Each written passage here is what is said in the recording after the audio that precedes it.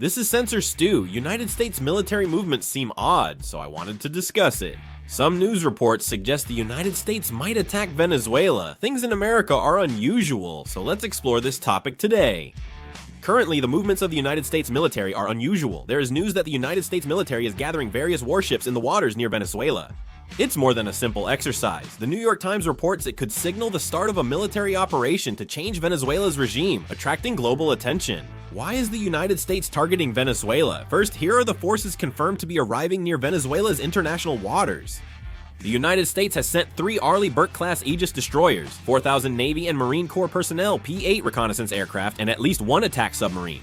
The Iwo Jima Amphibious Ready Group, including an amphibious transport ship, is also being sent to waters near Venezuela. The United States Department of Defense says these forces will deploy over several months, operating in international airspace and waters. It was stated these forces will conduct intelligence, surveillance, and, if needed, serve as a platform for precision strikes. According to what has been revealed so far, the 3 Aegis destroyers that were sent first will be used to inspect drug transport vessels that cartels are trying to bring into the United States. It seems that soon we will see what actions the United States military will take. Previously, President Trump of the United States had issued instructions to designate the cartels operating in South America as terrorist organizations and to order the use of military force against them. These cartels continually supply drugs to the United States, causing ongoing social problems. They appear to be using military force to eliminate this. Venezuela is the first target. Its relationship with the United States is at its lowest point. Venezuela has long displayed an anti-American stance, frequently opposing the United States and reportedly detaining Americans on several occasions. The United States government has labeled Venezuelan criminal groups as terrorist organizations, identified President Nicolás Maduro as a terrorist leader, and called his government an illegal regime to pressure Venezuela.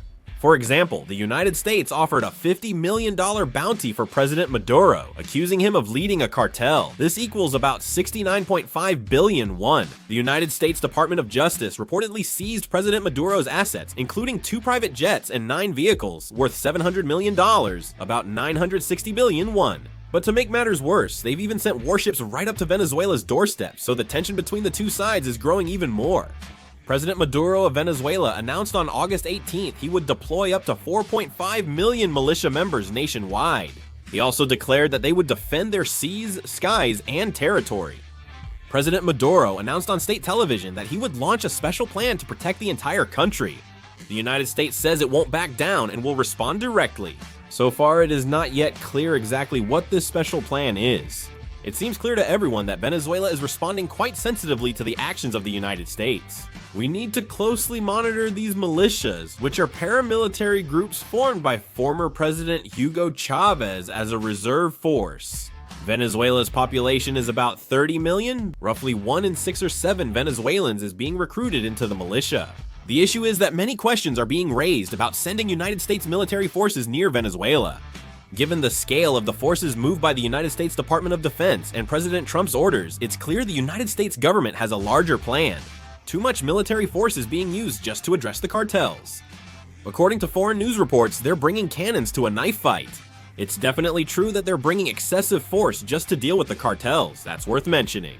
However, it still doesn't appear they're sending troops to fight Venezuela, as their forces are too weak for such a war. So the prevailing opinion is that the forces deployed near Venezuela are simply for a show of force against Venezuela, not for actual combat. However, since President Trump is such an unpredictable person, we can't know what kind of unexpected situation might arise. The United States government is maintaining unusually strict secrecy regarding the specific operational intentions. We could likely estimate by observing the United States military's actions. In fact, the world is quickly dividing in response to these moves by the United States. Mexico, Colombia, and Brazil argue that cartel problems require international cooperation, not unilateral military action.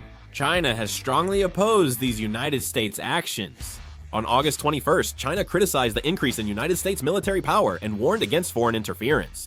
Lao Ning, spokesperson for the Chinese Ministry of Foreign Affairs, stated that China opposes any actions that violate the purposes and principles of the United Nations Charter, as well as the sovereignty and security of nations. He also rejected any external interference in Venezuela's affairs, and urged the United States to do more for peace and security in Latin America and the Caribbean. China is holding ongoing meetings with Venezuela to boost cooperation.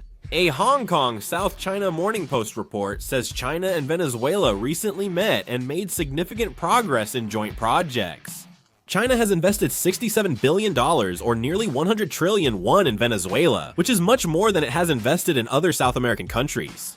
They are now working together more closely, and the United Nations has raised concerns about it. Daniela Gross, the deputy spokesperson for the United Nations Secretary General, said in a press briefing that they are closely monitoring the current situation in the Caribbean regarding the relationship between the United States and Venezuela. She also urged both governments to ease tensions, exercise restraint, and resolve their differences through peaceful means. However, there were certainly countries that remained silent or sided with the United States. President Javier Milei of Argentina vowed to back the United States Embassy's stance on defense cooperation. Ecuador even instructed its intelligence agencies to investigate the Venezuelan cartel. There are growing concerns about these United States military actions. It's true that the United States military's crackdown on the cartel could have positive effects. However, anti-American sentiment in Central and South America could worsen. The reason anti-American sentiment is so deeply rooted in Central and South America is because of the long history of United States interference and intervention. The United States previously sent troops to Cuba 3 times to protect its property and occupied Haiti to set up a pro-American government. The United States also occupied the Dominican Republic, Nicaragua, and Honduras. The Cold War era was even more blatant. The United States backed coups against elected governments in Guatemala, Brazil, and Chile, and invaded the Dominican Republic and Grenada. Repeated United States military interventions have caused lasting wounds and distrust in Latin America. If President Trump uses military force in Latin America to target cartels, it could become a war against criminal groups and revive painful historical memories. Several Latin American countries are already strongly opposing United States military actions. That's why the United States needs a cautious approach to address the cartel problem. We must address cartels, but we should question if military action, which may destabilize the region and increase anti-American sentiment, is truly the best choice. The world is watching how the United States will handle this issue. If the Trump administration launches a military operation in Venezuela, the consequences will likely extend beyond Central and South America. Countries directly involved, like Venezuela and Mexico, will immediately push back strongly and deploy their own troops to the border areas. This could result in an extreme escalation of military tensions within the region. In addition, this situation will deepen divisions within the international community. Russia and China, which have close ties with Venezuela, will define the United States military intervention as blatant interference in internal affairs, openly support Venezuela, and further strengthen cooperation in the field of military intelligence.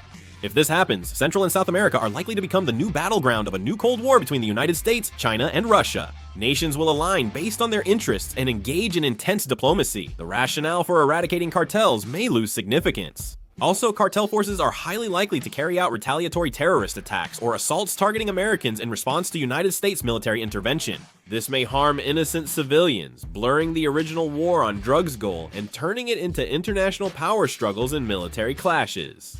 This issue could also have major effects on United States politics. Military intervention could rally domestic voters who support a hardline foreign policy. Meanwhile, anti-war sentiment may grow and criticism of war costs could intensify, causing political backlash. As election season nears or the Trump administration faces crises, controversy will grow over whether hardline military actions are based on security strategy or political motives. This could undermine public trust in United States foreign policy. We'll have to see how things turn out. What are your thoughts on the United States' recent actions? Do you believe war is likely? Share in the comments. That's all for this video. Thank you.